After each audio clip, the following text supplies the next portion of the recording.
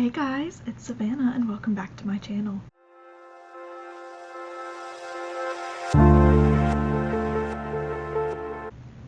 Today is Wednesday, July 24th, and we are back for another podcast today.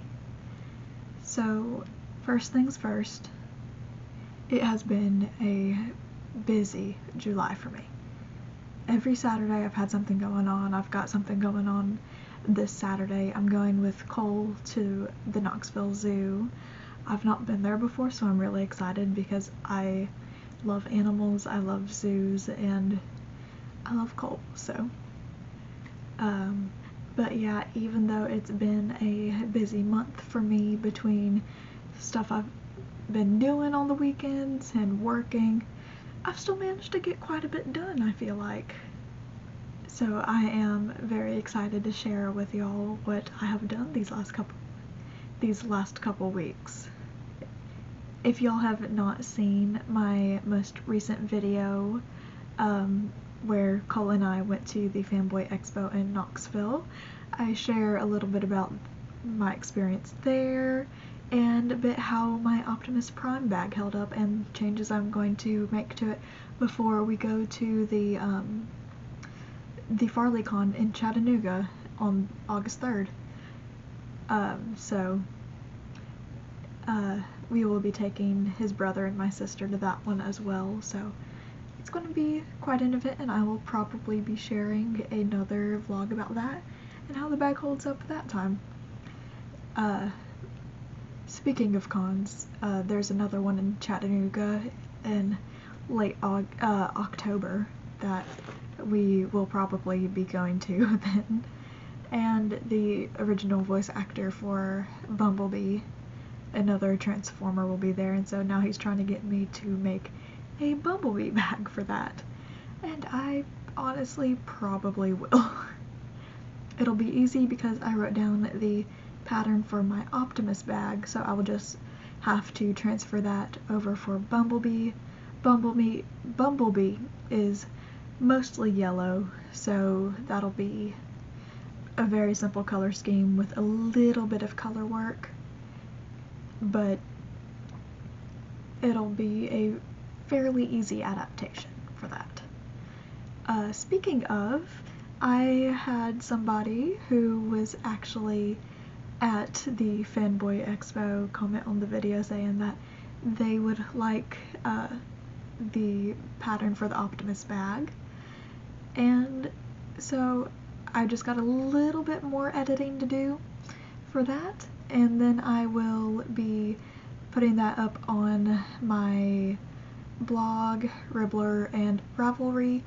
On my blog it will be free, but on Ribbler, Ravelry, and PayUp and Etsy, I will have it for purchase for a PDF version. So once I get all that done, I will be posting links to that in the description down below, but I'm very excited to be able to share that with y'all. Yeah, I believe that is all for this intro, so let's get into the finished objects. I have one finished object, and that's because it took up all of my attention this last week. Like, I'm not even joking. I could not focus on anything else other than working on this. But I have designed a granny square bag. This bag uses my Impatiens granny square pattern. You can find that for free over on my website and on Ribbler. But I tested the Sea Star Scallop granny bag for Melanie over at Sea Star Crochets earlier in the year, and I really loved it. It was my first granny square bag I made, and I've been wanting to make my own since then, basically, and I finally did it. But this bag is just absolutely gorgeous. I used stash yarn. I'm so proud of myself. I really whittled down some of my stash with this, but this bag is just, I'm in love with it, y'all. I've got the pattern edited. I will be putting it out for testers over on Instagram just a little bit before this goes up. So if you want to test it, go check out my Instagram post about it. And I really just am so happy with how this turned out. I especially love the color scheme. Since this was stash, I was just hoping that the colors would go together really well. But it does look like flowers in a background of a sky and clouds, honestly. But just look at how gorgeous this is. But I am very, very happy with this. Seriously, that's just all I can say about it. But it is not very, very difficult. It does use worsted weight yarn, a 5mm crochet hook, and a 4mm crochet hook, and just a lot of time and patience, basically. I feel like the longest part is always sewing it all together and weaving in all the ends, especially since I have color changes throughout the square to really show off the details of the squares. Like, it's kind of hard to tell, but it is just, you can never have too many granny square bags, I feel like. And if you feel like you make a lot of granny squares and you don't know what to do with them, the bags are really great to make with them. But all the little individual squares with the different patterns other than a traditional granny, it just really adds personality to each bag. So again, if you would be interested in testing it or are interested in purchasing the pattern once I release it, check out my Instagram post. But that's the only only finished object that I have. So let's get on to the whips. Okay, because I was so focused on my Impatiens granny square bag, my whips are not nearly as far along as I would like them to be. But I have started on my November solid spike stitch granny square with my November Disney Attraction Club yarn from last year. This one is Space Mountain, and I love the effect this has. This one really looks like you are going through the ride, because most of Space Mountain is underneath Tomorrowland, and so it's a fairly dark roller coaster with just flashes of purple and blue throughout.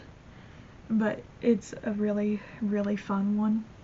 But I believe I'm just finished round 9. Let me double check.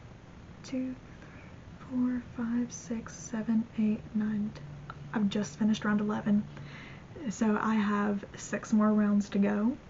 And of course they're going to take a while because, you know, increasing the stitch amount with every round.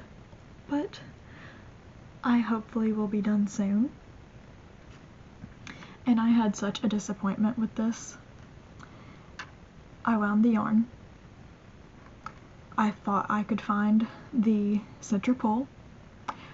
I could not, so I had a lot of yarn barf, and I've just been working from the outside yarn.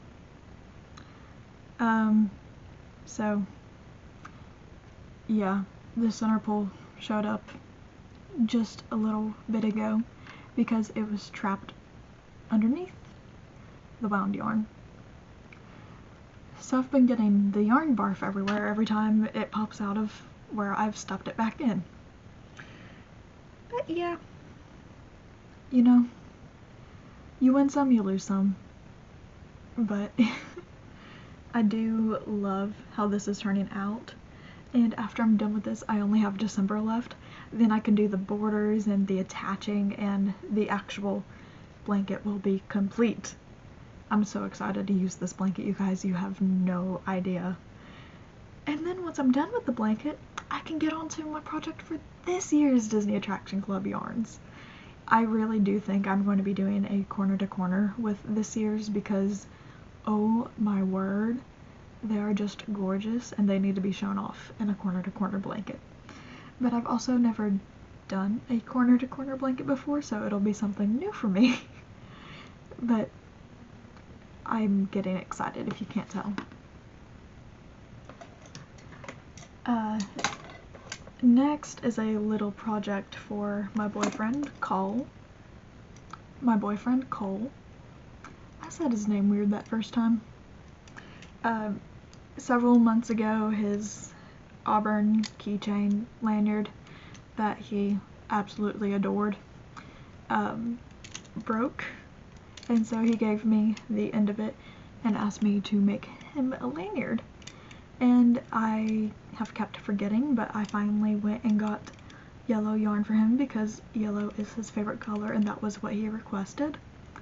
And so I have started on a keychain for him.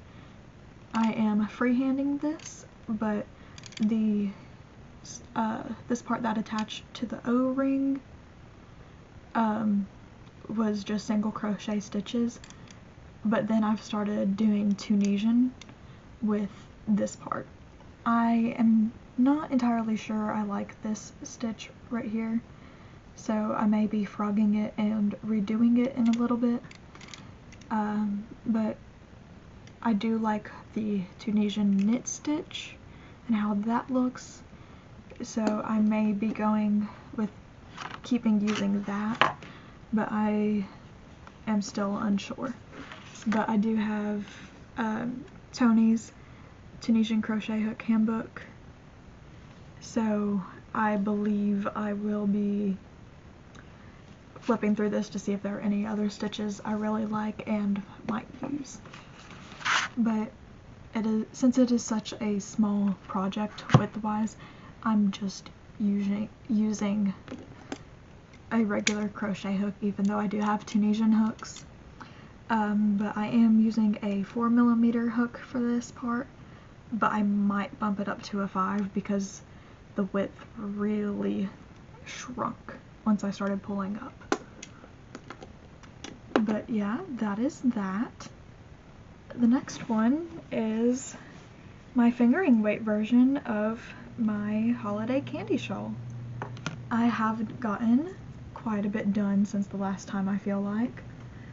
I have added more colors and it does not even fit on here.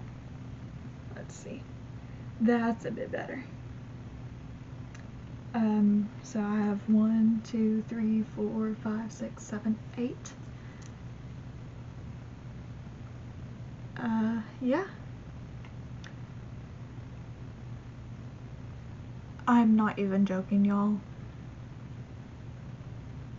I'm more than halfway through the DK weight pattern with just a couple rows of color 8 on there. So this is going to have a large stitch count by the time I'm done. But I am very happy with how this is looking.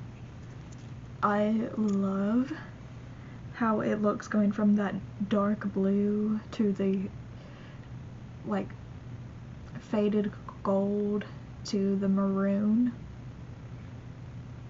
Like, it is just perfection. But I still have 16 more colors after this and then another border. Well, not another border, a border to put on it. So I am slowly but surely getting there, and I am hoping to get it done by the end of August. I'm crossing my fingers that I will stick to that timeline. But it really does help a lot that I am just adapting it from the DK weight pattern, because then I don't even have to write most of it down. I am just, you know, deleting color changes basically. But it is, I still love the pattern. I would not be continuing with this if I did not still love the pattern. I just got distracted by other projects. But it is a wonderful project to take and crochet on car rides. I worked on it this last Saturday going to my cousin's baby shower a couple hours away. I worked on it some on the way to Knoxville for the Fanboy Expo. So I'm probably going to take it again Saturday to work on the way to the zoo and back. So I really do love the pattern.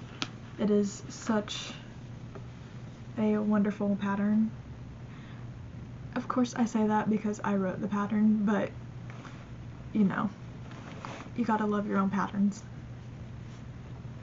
But I'm gonna have a lot of fingering weight yarns to add to this bag with my scraps.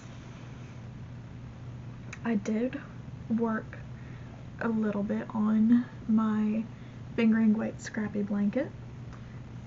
I added a couple more rounds. I got to the end of the gray and I am on the last couple rows for the, I believe it's the 4th pattern repeat. And after this one we switch from going from the puff stitches to the cross double crochets for that section. But it is still a considerable bit smaller than the DK one because I'm not holding them double. So if I was holding them double it would probably be about the same size, but I did not want to hold my scraps double. I wanted to show each one off by itself.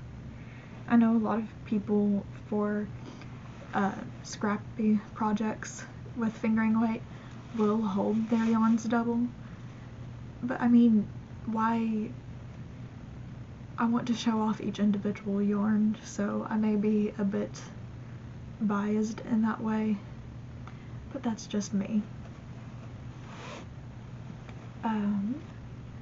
I believe that is my last whip that I have, but I do have a little bit of stash enhancements, even though I said I was busting my stash with my granny square bag. So I had to make a Hobby Lobby run a couple days ago, and the yarn was 30% off because I needed to pick up this yellow for Cole's lanyard. This one is Fundamental Cotton in Canary. It is a pretty color. I compared it to a couple other of their cotton options because I wanted it to be a fiber material that would be able to be washed if he needed it to, and that would hold up well. So I went with cotton for him instead of acrylic or wool or something else. But the other yellows were just a bit too muted, and I really wanted to have a bright yellow because, I mean, yellow is a happy color and I want him to have that with him always. But while I was there, I did get a few other things. I did not have a yarn for the border of my fingering weight version of the holiday candy shawl, which I just showed you, and I figured why not go ahead and get one while I was there. So I grabbed one of their hand-dyed skeins. This is a fingering weight yarn. It is in the colorway Hibiscus Palm.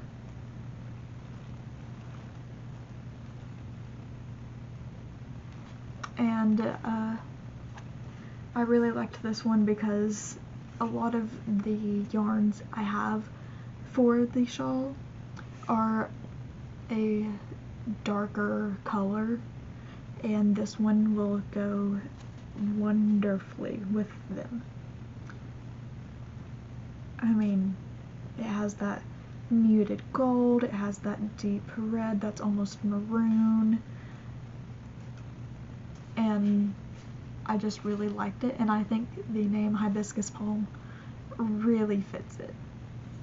So I went ahead and grabbed that because I didn't want to be left high and dry whenever I reached the point where I would need it. I do have some fingering weights in my stash, but most of them are already partially used, so I don't want to risk running out of it for the border, or they're just too bright and neon-y for what the color scheme is. So I had to buy another one, and even though it is hand-dyed at Hobby Lobby, even without the 30% off, it is still cheaper than ordering off of a indie dyer. So even though I love my indie dyers, I am also working on a budget. And finally, I have these mini makers that are worsted weight acrylics. A few of us over in the community section of Rebler got together for a mystery pattern exchange, and these are the colors that I need for my mystery pattern. So I grabbed these because I really did not have them in my stash, or did not trust that I had enough in my stash, and the mini makers are wonderful for it. They have 65 yards in them, so that is quite a bit for a mini maker, and they're only 99 cents a piece before the 30% off. So if I need more, it'll be very simple for me to go back and grab another one for 99 cents. I cannot wait to show y'all what my mystery pattern is once I get that done. But anyway, I believe that is all I have for you guys today. Again, if you enjoyed this, give the video a like, subscribe down below, and leave me a comment about anything that caught your eye in this video. Follow me on my socials. I will have those linked down below, as well as my blog. But until next time, you guys, happy crocheting!